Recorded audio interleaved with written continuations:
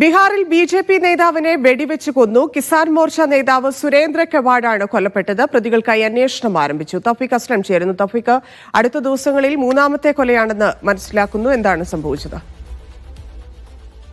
അതിനെ ബീഹാറിനെ ഞെട്ടിച്ചുകൊണ്ട് വീണ്ടും കൊലപാതകങ്ങൾ തുടരുകയാണ്.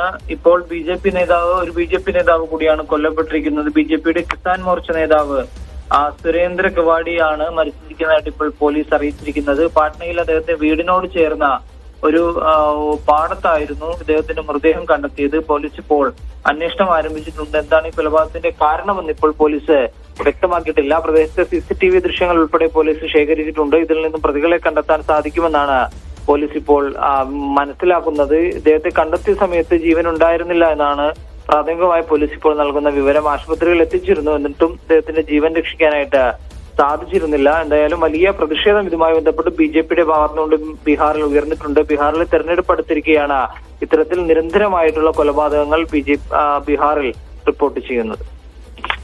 ശരി തൗഫീഖ്, ഈ തെരഞ്ഞെടുപ്പ് അടുത്തിരിക്കുന്ന സാഹചര്യത്തിൽ കൂടിയാണ് ഇത്തരത്തിലുള്ള, പ്രത്യേകിച്ച് ബി.ജെ.പി. നേതാവ് ആദ്യം കൊല്ലപ്പെടുന്നു, പിന്നീട് വ്യവസായി കൊല്ലപ്പെടുന്നു, ഇപ്പോൾ ഇതാ വീണ്ടും ഒരു നേതാവ് കൂടി കൊല്ലപ്പെടുന്നത് തെരഞ്ഞെടുപ്പിനെ ഏത് രീതിയിലായിരിക്കും ചർച്ചയാവുക, ബാധിക്കുക?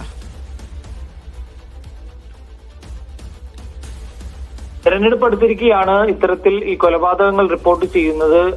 ബി.ജെ.പി. എന്തായാലും വലിയ പ്രതിഷേധം ഇതുമായി ബന്ധപ്പെട്ട് ഉയർത്തിക്കൊണ്ടുവരുന്നുണ്ട്.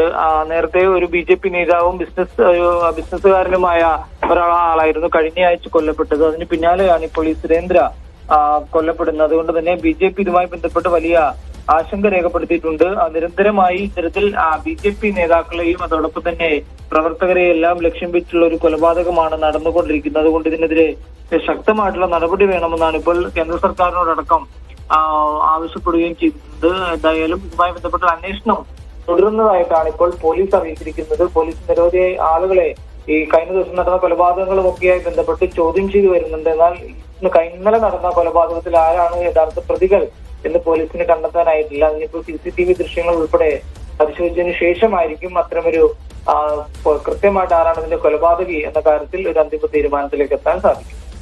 ശരി തൗഫീഖ്.